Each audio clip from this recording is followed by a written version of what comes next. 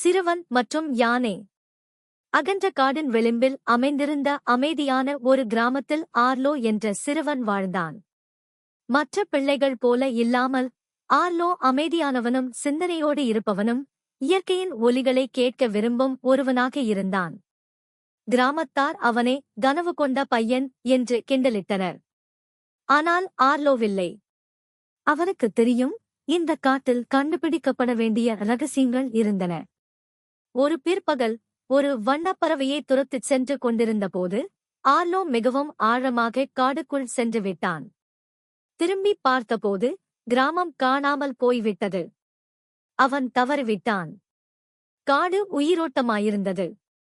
இலைகள் சலசலத்தன, குரங்குகள் கூச்சலிட்டன, பூச்சிகள் சிறிய வீணைகள் போல இசை படைத்தன. ஆர்லோவின் இதயம் அதிவேகமாக துடித்தது. ஆனால் பயப்படவில்லை.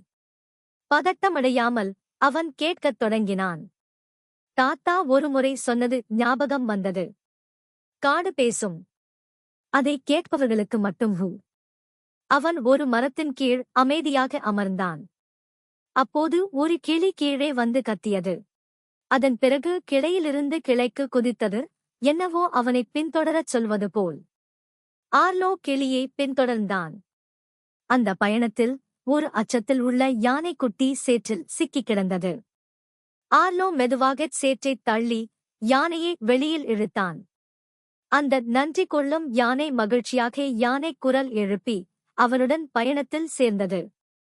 மாலை நேரம் தொடங்கியது. காடு இருண்டு விட்டது. ஆனால் ஆர்லோவுக்கு அது இருட்டாகத் தோன்றவில்லை. நுண்கிழுகள், நுழம்புகள் ஒளி பரப்பின.